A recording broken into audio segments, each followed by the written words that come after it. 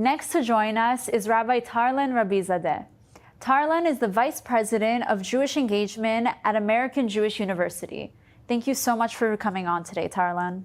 Thank you so much for having me. I was thinking a lot about what I was going to say when you asked me to come. And one of the things that I'm, thinking a lot about as I'm hearing all of these people speak is the fact that my family came to the United States after 1979, like so many people in this room, because of the Islamic Republic takeover and the fact that they wanted to live freely as they always used to under the old Shah's government. And so when they came to the United States, we always would hear these stories about what happened during the revolution. And what was really, really difficult to digest was actually, for the first time, I think, in history, being able to watch it on social media on a day-to-day basis after what happened to Mahsa Amini. And so one of the first things that I just automatically did was just post daily what was happening, what had happened to Mahsa Amini, what was happening on a day-to-day basis in Iran on the ground, based on what we were getting on WhatsApp, what we were getting on our feeds.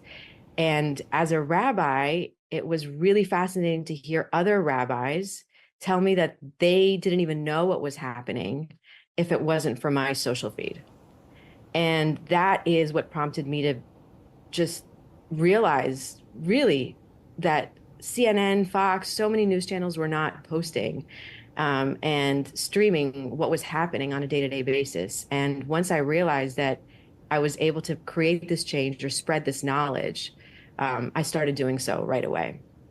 And fast forward to October 7th, I mean, that was devastating in itself. We are still traumatized. Listening to some of the things that everyone is reminding me of that happened on a day-to-day since then, I'm also, you forget. I think that as a consumer or somebody who's watching life unfold and history unfold on social media, you sort of become desensitized. And it's really, really important to figure out how to be able to, as you say, illuminate on the tyranny of the Islamic Republic in Iran, which is really behind all of this, which is behind Hezbollah, which is behind Hamas. And it's, what I do as the Vice President of American Jewish University is that I oversee our conversion to Judaism program. And you have a lot of people that are learning to be Jewish for the first time. What does it mean to do Shabbat? What does it mean to study Torah? What does it mean to be Jewish? And if I'm being Jewish, does it even matter that I care about Israel? And words like genocide, apartheid, all of those things come up. And it is really, really a challenging time for all of us as teachers and leaders and activists to be able to explain this in a way that people who are just learning about it since October 7th can understand what it is. And so I'm looking around the room and I see people having, the old Pahlavi flag and things like that. And it's so hard to explain on social media in 5-second bites what the symbolic meaning of these things are. And then you explain it once, and then 4 months later, you don't know if your new followers are know that history. And so we are really living in a very, very challenging time. And we are trying to figure out how to explain that life is not black and white, and that there's a lot in the gray that we need to look at and analyze. And I think one of the things that I've also learned is that the majority of my followers happen to be women. And so to watch some of the things people also say about rape as resistance, and knowing what's happening in Iran on a day-to-day to women, as so many people in this group have reminded us, it is just a really, really difficult and challenging time. And I just want to name that because it's exhausting for all of the people in this room we have to be one step ahead. We digest what we see, and then we have to speak out loud.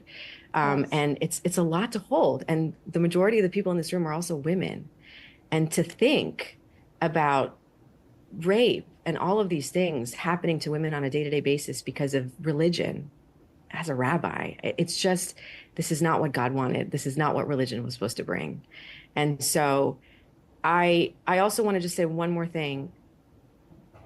I think in many ways, the people of Iran remember the taste of freedom. Mm-hmm.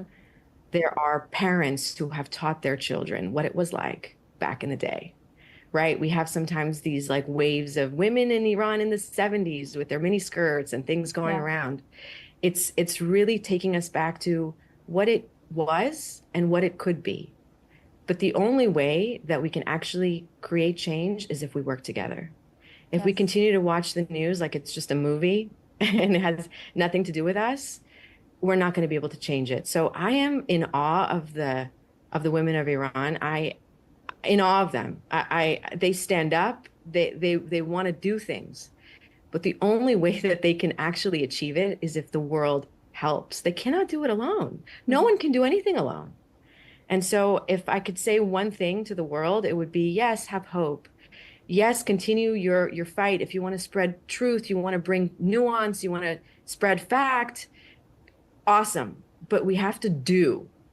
And we have to be able to figure out a way to help those people, not just empower them mentally, but be able to help them actually create change. Yeah. And God, what a better world it will be if we're not the physically there, regime dismantled. We're not physically there to help them. They're the ones fighting the fight on the grounds. But like you said, it's important that we will be their voice.